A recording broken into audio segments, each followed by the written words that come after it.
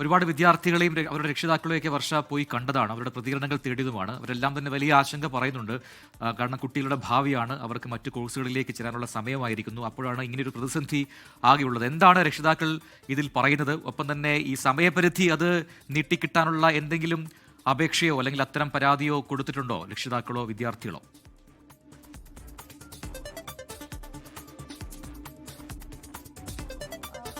അമൃത, ഇവിടെ എടുത്തു പറയേണ്ട കാര്യം, അത്തരത്തിലുള്ള പരാതികൾ കൊടുക്കാൻ പോലും ഇവർക്ക് ആരെയും ബന്ധപ്പെടാൻ കഴിയുന്നില്ല എന്നുള്ളതാണ്. ഈ സൈറ്റിൽ ബന്ധപ്പെടാനുള്ള നമ്പറുകൾ നൽകിയിട്ടുണ്ടെങ്കിൽ കൂടി ആ നമ്പറുകളൊന്നും വിളിച്ചത് കിട്ടുന്നില്ല. അല്ലെങ്കിൽ തന്നെ വിളിക്കുമ്പോൾ ബിസിയാണ്, വിളിച്ചു കഴിഞ്ഞാൽ എടുത്താലും സംസാരിക്കാൻ തയ്യാറാകുന്നില്ല എന്നുൾപ്പെടെയുള്ള കാര്യങ്ങളാണ് ഇന്ന് മാതാപിതാക്കളും വിദ്യാർത്ഥികളും പങ്കുവെച്ചത്. എന്തായാലും അവർ വലിയ ആശങ്കയിലാണ്.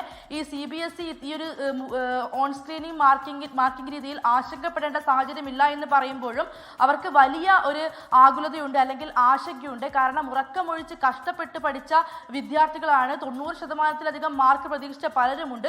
ഇവർക്കെല്ലാം തന്നെ 75% മാർക്ക് വരെ കിട്ടുന്നൊരവസ്ഥയാണ് ഉണ്ടായത്. വളരെ ഗണ്യമായ രീതിയിലുള്ള മാർക്ക് കുറവ് ഉണ്ടായിട്ടുണ്ട്. അതാണ് ഇവിടെ ഏറ്റവും ആശങ്ക നൽകുന്ന കാര്യം. അത്തരമൊരു സാഹചര്യത്തിലാണ് ഇവർ പുനർമൂല്യനിർണ്ണയത്തിനായി പോകുന്നത്. അപ്പോഴും ആശങ്കയുള്ള കാര്യങ്ങളാണ് ഇവർക്ക് നേരിടുന്നത് എന്നുള്ളതാണ് ഏറ്റവും പ്രധാനപ്പെട്ട കാര്യം. മൂല്യനിർണ്ണയത്തിന് ആദ്യം തന്നെ ഇതിന്റെ പകർപ്പ്, ഈ ഉത്തരക്കടലാസിന്റെ പകർപ്പ് ലഭിക്കേണ്ടതുണ്ട്. അതായിരുന്നു ആദ്യഘട്ടം. അതിനുവേണ്ടി അപേക്ഷ നൽകാൻ, റിക്വസ്റ്റ് നൽകാനായി പോർട്ടലിൽ കയറുമ്പോൾ അതിന് കഴിയാത്ത അവസ്ഥയാണ് വിദ്യാർത്ഥികൾക്കുണ്ടാകുന്നത്. കയറിക്കഴിഞ്ഞാൽ തന്നെ ഫീസിന്റെ കാര്യത്തിലും പല രീതിയിലുള്ള ഫീസുകളാണ്. ചിലർക്ക് കൂടുതൽ, ചിലർക്ക് കുറവ് എന്ന രീതിയിൽ പല രീതിയിലുള്ള ഫീസുകളാണ് കാണിക്കുന്നത്. പലപ്പോഴും ഈ സൈറ്റ് കിട്ടുന്നില്ല.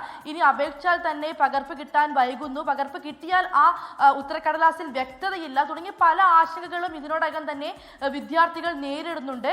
ഇവർ പറയുന്ന ഏറ്റവും പ്രധാനപ്പെട്ട കാര്യം, ഈ ഒരു OSM രീതിയുമായി കൂടുതൽ പരിചയപ്പെടാനുള്ള സമയം ലഭിച്ചിട്ടില്ല. അധ്യാപകർക്കാണെങ്കിലും വിദ്യാർത്ഥികൾക്കാണെങ്കിലും ഈ രീതി എന്താണെന്നുള്ളത് പൂർണ്ണമായി മനസ്സിലാക്കാൻ സാധിച്ചിട്ടില്ല.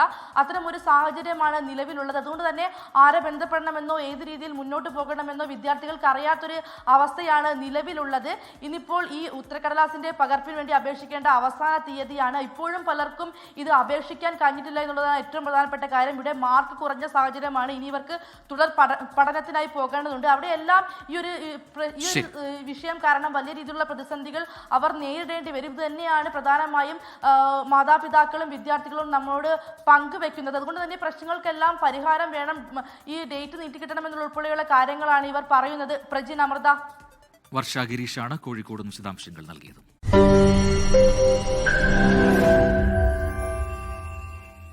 ലോകത്തെവിടെയായാലും ഏത് സമയത്തും 24 വാർത്തകളും ഓഗ്മെന്റഡ് റിയാലിറ്റി പാക്കേജുകളും എക്സ്പ്ലെയിനറുകളും വിശദമായി കാണാൻ ഞങ്ങളുടെ YouTube ചാനൽ നിങ്ങൾക്ക് സബ്സ്ക്രൈബ് ചെയ്യാം.